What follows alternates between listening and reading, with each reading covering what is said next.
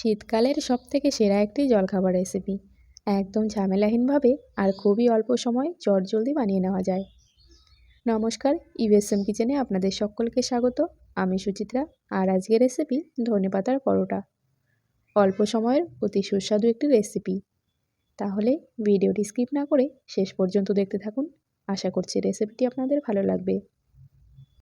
ধনেপাতার পরোটা বানানোর জন্য প্রথমেই আমি কিছুটা ধনেপাতা ডাঁটি সমেত এইভাবে বেছে ভালো করে ধুয়ে নিয়েছি।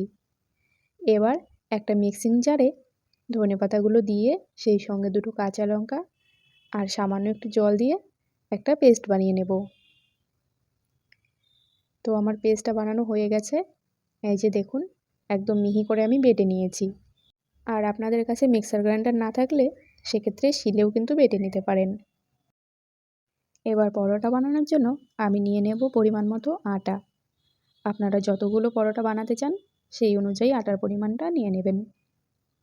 আর এই পরোটা কিন্তু আটা সেই সঙ্গে ময়দাও মিক্স করে দিতে পারেন, আবার শুধু ময়দা দিয়েও হবে। আমি কিন্তু শুধুমাত্র আটা দিয়েই করছি। তারপর এতে দিয়ে দেব পরিমাণ মতো নুন, সামান্য একটু জিরে গুঁড়ো, আর হাফ টেবিল চামচ পরিমাণে দিয়ে দিচ্ছি চাট মশলা, আর সেই সঙ্গে দিয়ে দিচ্ছি সামান্য একটু জোয়ান। জোয়ানটাকে হাত দিয়ে এইভাবে একটু ঘষে দিচ্ছি, তাহলে ফ্লেভারটা বেশ ভালো পাওয়া যাবে। আর সবশেষে দিয়ে দিচ্ছি বেটে রাখা ধনেপাতা আর কাঁচা লঙ্কাটা। আপনারা নিজের পছন্দ মতো এখানে আরও মশলা অ্যাড করতে পারেন, তবে আমি এই দিয়েই করে নিচ্ছি। এবার এই সমস্ত কিছু একসঙ্গে ভালো করে মেখে নেব। অল্প অল্প করে জল দিয়ে ভালো করে মেখে একটা ডো তৈরি করে নেব। আর আমি কিন্তু এখানে নর্মাল রুম টেম্পারেচারের জলটাই ইউজ করছি। আর এই রেসিপিটি আপনারাও কিন্তু বাড়িতে অবশ্যই একবার ট্রাই করে দেখতে পারেন। খুব বেশি সময় লাগে না। রুটি করতে যতটা সময় লাগে ততটুকু সময়ই কিন্তু এই রেসিপিটাও বানিয়ে নেওয়া যায়। আর খেতেও ভীষণই ভালো হয়। তাছাড়া বাচ্চার টিফিনেও কিন্তু এই রেসিপিটি আপনারা বানিয়ে দিতে পারেন। তো আমি একটা ডো তৈরি করে নিয়েছি। দেখুন, খুব বেশি শক্ত বা খুব বেশি নরম না। রুটি বা পরোটার জন্য নর্মালি যেরকম ডো তৈরি করা হয় সেরকমই। এখন দিয়ে দেবো সামান্য একটু সাদা তেল। তেলটা ভালো করে ডোতে মাখিয়ে তারপর এটাকে ঢাকা দিয়ে 15 মিনিটের জন্য রেস্টে রেখে দেব। আর 15 মিনিট পর ঢাকনা খুলে আমি আবার ডোটাকে একটু ভালো করে মেখে নেব। তারপরে এই ডোটা থেকে পরোটার সাইজে লেচি কেটে নেব। তো আমার এখানে মোট 4টে পরোটা লেচি হয়েছে। এবারে এগুলোকে একটা একটা করে বেলে ভেজে নেব। এরপর একটা একটা করে লেচি নিয়ে এইভাবে চাকিতে আটা ছড়িয়ে বেলে নেব।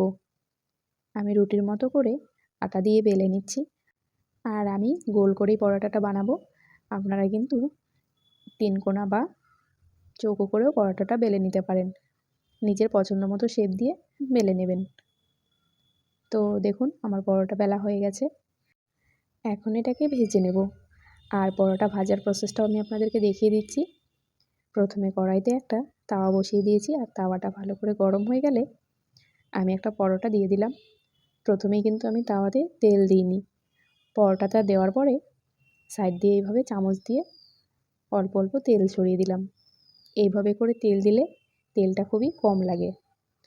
আর তেলটা দেওয়ার পরে খুন্তি দিয়ে এইভাবে একটু নাড়া দিলে তেলটা সমস্ত জায়গায় ছড়িয়ে যাবে। তারপরে উল্টে দেব। উল্টে দিয়ে একই রকমভাবে অপর পিঠেও তেল দেব।